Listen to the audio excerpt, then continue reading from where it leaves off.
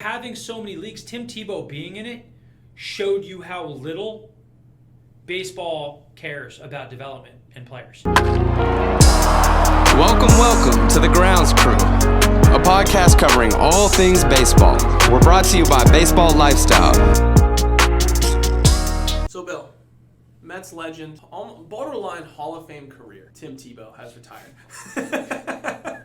Wow. I think I dislike Tim Tebow more than any professional athlete ever. Mm-hmm.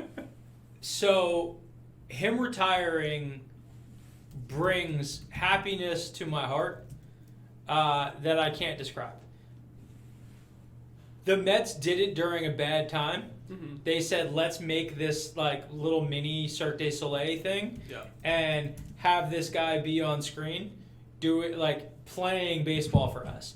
But he was an atrocity from the jump. He never really played well. And it just always seemed like going back to every moment since he got done at the University of Florida has just been to get attention. Mm-hmm. Like, yeah, for sure. Hey, Tim, we think you should switch to another position. No, I am absolutely a QB. And if I'm not a QB, I am an outfielder in baseball. What? Yeah. Like, you were in the NFL. You had enough physical talent to be in the NFL. You could have played a number of positions, played a utility role that had you a career as a winning player, as a leadership. But you know what he really liked? He didn't want to be a football team leader. He wanted to be a quarterback who everybody had to listen to. Because when you're the QB, whether you're a captain or not, like every QB is a captain of their team. Like it's just a situation where you don't have a choice. The guy has such control over everything that happens on the field that by de facto he's in charge. Yeah. Right? So Tim Tebow went to one of the most talented rosters in college. Got to play an in-between role as a freshman. Wins the national championship, Chris Leak, quarterback. Right? Then 2 years later, they win another championship. He's the QB. Everything's great. He gets overdrafted end of the first round. Is so bad as a QB, and the team wins. He leaves, they win a Super Bowl. Bring in Peyton Manning, who can barely throw the football anymore. Like by the time they won the Super Bowl, the team looks completely different. They're a legendary team. That's the only reason he was any good. But he won't do it, so he goes to baseball, and the Mets like let this happen. Yeah, and it's like to me, it's a stain on like the 2010s. Is that Tim Tebow was allowed to play baseball for the New York Mets. So I know you have the stats. Like let's hear lifetime numbers. Baseball player Tim Tebow. Okay, so Tim Tebow. How many seasons was it? Three seasons. He batted total 223 with a 638 OPS, 18 home runs, 210 hits. Let's see what else. How many times did he strike out? Ks. 327. He struck out 50% more than he hit the ball. That's 327 Ks in only 287 games.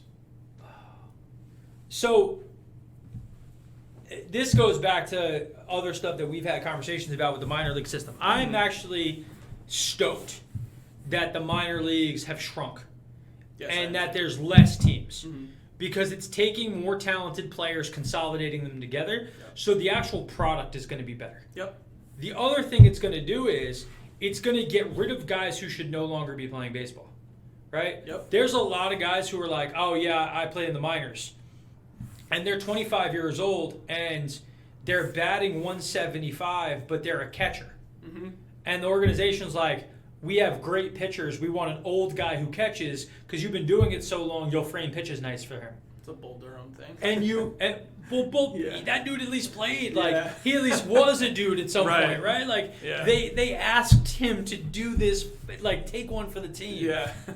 This is different. There are guys who think they're really, really good baseball players, and they are. When you look at them relative to the norm of things, but they shouldn't be professionals. Yeah. Right. Even when the guys are like independent league, like depending on the indie league you're in, like this is like semi-pro. Yeah. Like you're Will Ferrell in semi-pro. Like, come on, man. It's entertainment Yeah. more than it's you being a professional at the game. Right. So you're gonna get more stuff. But having so many leagues, Tim Tebow being in it, showed you how little baseball cares about development and players. Yep. And we talked about this with how the Rays are out here developing tons of talent, trading for guys, making these people into great players, consistently putting a good team out, even though salary isn't always one of the top in the league. Mm-hmm. They're doing it, crushing the development side, right? They're doing the right thing. Yep. With all these with having Tim Tebow in the Mets, like, how can the Mets even remotely justify to me that they were doing the right thing to put a winner on the field? You weren't. No. So now that means that there are guys who are in your organization that we all can know for a fact are only there because you're doing a favor for somebody, right? Yep. And as much as it's like when you hear like dads like, oh, my kid's 13, you coach has it out for him, like that's not real. Mm-hmm. If your kid was a god, he'd be playing. Sometimes a kid's on a really, really good team. He doesn't get as much time as he thinks he deserves. And when he is offered that opportunity, he shows. Mm-hmm. But that's when you're on really, really heavy, high-end elite teams. Yeah. When you're looking in the minor leagues and you have guys there are so many dudes who don't deserve to be there. But I'm doing a favor for this coach by taking his guy in. He's going to give me some access to something else, some piece of information, something good out there, right? Tim Tebow playing for the Mets going to sell tickets. Yep. It gives us PR, puts us out there, gives us all this other stuff, right? There's nothing that made your minor league team better by him being there. Yep. And guys will say, oh, well, Russell Wilson. Russ goes and he plays. He goes and he spends time. Mm-hmm. He got traded. Did he get traded to the Yankees? Yes. Right? Like, but he knows why that is. He was a really good player. Mm-hmm. He's not a professional baseball player. But he brings a winning mentality, and he's there because he gets to talk to those guys, and they get to be around him. He can get something for himself out of it that fulfills his soul, and they get the benefit of a guy who is elite at something doing it. Tim Tebow wasn't an elite quarterback. What's the benefit of bringing him in? Yeah. Like, it just, I think you made a power vacuum where he had too much control and too much focus in the organization, and that probably stunted the growth of other people. Yep. It takes bats away from a kid who might have been good. Because they actually poured time into trying to make Tim Tebow into an actual player. And I totally agree with you. Like there was someone in there who actually might have been great, but didn't get to have that conversation with whatever coach, and he lost out, and maybe he got cut, maybe he got sent down, whatever. And the Mets lost out on that because they spent time on a show. I mean, go real deal. Like Kalenic gets traded for Cano and everybody else. Mm-hmm. That's somebody who needed more at bat somewhere else. But you couldn't give it to him because there was a pipeline of stuff. So he's now playing in a league that he probably shouldn't have been in. So now you guys don't have a true grade on him. Now he leaves and he's like the number 3 prospect of baseball. Yeah. Yeah. Right? Like he's 21, number 3 prospect in the entire game, and you traded him away for Robinson Cano. And 2 bad years from Edwin Diaz. Well, Edwin was fine last year. He had 1 bad year. Yeah. Right? Mm-hmm. So like that didn't work out, and it's because your minor league system was trash. And this goes back to organizations and teams wondering, how do we get more out of this? Mm-hmm. If you have a young player who's really, really good, put him in the show. Don't play the games. Yeah. Get your good guy in there, because the faster you get him out of the minors, the faster you can find out who you have who might also be good. But if you have a situation where you're forcing a guy down and playing a worse player to hold on to arbitration years and to do all this stuff, you are making Dom Smith not get at bats. Yeah. Because Pete Alonso exists. And now both guys are stunted because you're playing a game. So I'm happy that they let Pete go that year, because it actually opened up the door for both of them to play and become successful. Yep. So pushing guys to the majors makes teams more successful. Yes. It lets your homegrown, and if a guy stinks, and he's not good, cool. Trade him. Give another guy the chance to work his way up through the organization. Yeah. Be willing to pay these guys and cut out their arbitration years. Yep. And you're going to have a better product consistently. Yep. But instead, we play these games. Somebody who did that last year, and I was hyped about it. The White Sox brought up this lefty guy, Garrett Crochet. He was 101, absolute monster. And they drafted him that year, brought him right through the system, and I think it was great. I remember talking to somebody about who also had that kind of high ceiling through gas, and they said that spending so much time in the minors, it gave them like mental blocks because they were like, I have so far to go. There's so much work to be done. When you were talking with when Pat Light, yes, right? Yes, Pat Light said the same thing about his career. Yep. Right. First round pick, through gas, was a stud, but by being forced into the minors, you stopped making progress. And you lost confidence. You felt like there was this big chasm between you and the top.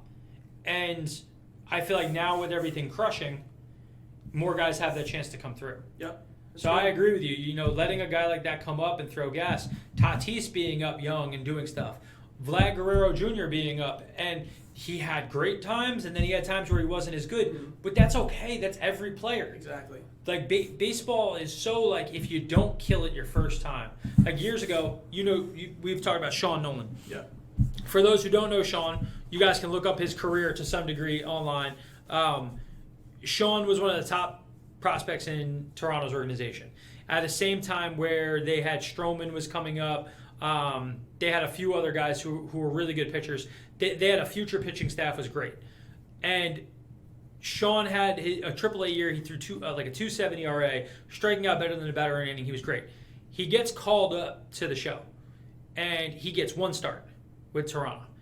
And before the game, he is talking to the coaching staff about the players. And the player they talk about is J.J. Hardy. Mm-hmm.